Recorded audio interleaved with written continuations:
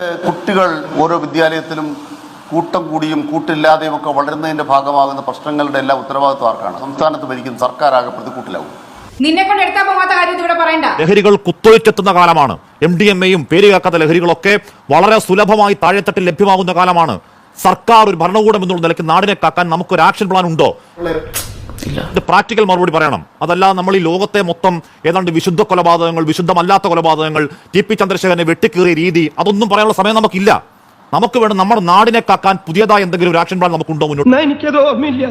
നിഖിൽ പൈലിയെ അടുത്ത് കിട്ടിയപ്പോ ചോദിച്ചായിരുന്നു എങ്ങനെയാണ് ധീരതനെ കൊന്നതെന്ന്. ആ നിഖിൽ പൈയുടെ കല്യാണത്തിന് ഇവിടുത്തെ അരുൺകുമാറൊക്കെ വന്നിരുന്നു, ഇവിടുത്തെ CPM നേതാക്കൾ വന്നു. അവരോട് ചോദിക്കാട്ടോ. ബിൻവർക്കിയുടെ കല്യാണം, നിഖിൽ പൈൽ വന്ന കല്യാണത്തിൽ CPM നേതാക്കൾ ഉണ്ടായിരുന്നു, അവരോട് ചോദിക്കുക. അങ്ങനല്ല കൈകാര്യം ചെയ്യണ്ടേ. നിലവാരം നിങ്ങൾക്കാണ് താഴ്ന്നത്. ഇന്നത്തെ ചർച്ച ഇവിടെ നാട് തരിച്ചു നിൽക്കുക. അപ്പോൾ ഉടനെ നിഖിൽ പൈലിലോട്ട് പോവാ ശ്യാൽകുമാർ. ഞാൻ ഉപദേശിക്കുന്നു കരുതരുത്, മുതലാളി ഒരു ചെത്തിയാണ്. അപ്പൊ TP ചന്ദ്രശേഖരനിലേക്ക് പോയതോ? TP ചന്ദ്രശേഖരനെ കൊന്നത് CPM ആണ്. അപ്പോ അല്ലേ TP കൊന്നത് CPM ആണ് അല്ലേ? അല്ലല്ല, TP ചന്ദ്രശേഖരനിലേക്ക് പോയതോ? TP പറ്റി പറഞ്ഞാൽ പൊള്ളുന്നോട് CPM അല്ലേ? അയാൾ ചെയ്യുമെന്ന് പറഞ്ഞാൽ ചെയ്തിരിക്കും. കുടുംബത്തുകാർ വെട്ടിപ്പറിച്ചിട്ടിട്ട് പോകും. അപ്പൊ TP കൊന്നത് CPM അല്ലേ? നിങ്ങൾ വിഡ്ഢിത്തരം പറഞ്ഞുകൊണ്ടിരിക്കരുത്. പിന്നെ എന്തിനാണ് അങ്ങ് കയറി പിടിച്ചത്? ഇപ്പോ അങ്ങക്ക് പൊള്ളേണ്ട കാര്യം എന്താ? TP 52 വെട്ടിക്കയറി കൊന്നത് ക്രിമിനലാണ്, കൊടീശ്വരി മാത്രമാണെങ്കിൽ CPM അതിന് പൊള്ളേണ്ട കാര്യമുണ്ടോ? ഇല്ലല്ലോ. ഒടുവിൽ കുറ്റസമ്മതം നടത്തി അല്ലേ?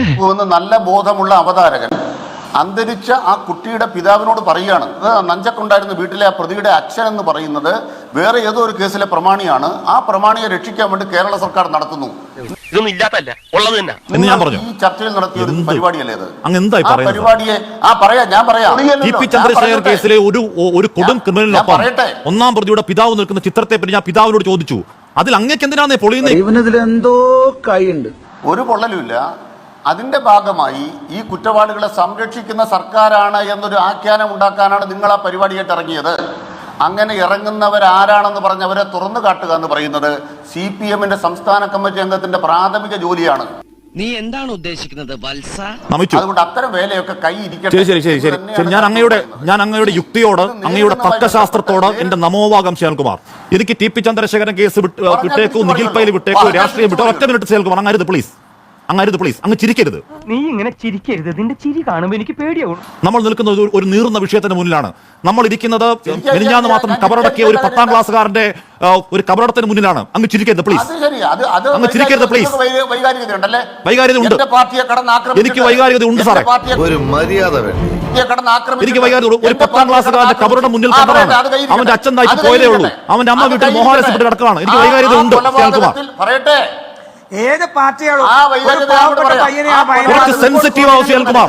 എത്രയും പെട്ടെന്ന് തൂങ്ങിച്ചാവുന്നതാണ് നല്ലത്. നിർത്തൂ ശ്യാൽകുമാർ. ഈ വിഷയത്തിൽ അങ്ങയുടെ കുബുദ്ധി നിർത്തൂ. അങ്ങയുടെ കുതന്ത്രങ്ങൾ നിർത്തൂ പ്ലീസ്. അങ്ങയുടെ കുതന്ത്രങ്ങൾ നിർത്തൂ. പറയണ്ട. ഈ മട്ടിലാണ് പറയുന്നതെങ്കിൽ, അങ്ങേക്ക് പരിഹാസമാണെങ്കിൽ അങ്ങനെ പറയരുത്, ദയവായി പറയരുത് പ്ലീസ്.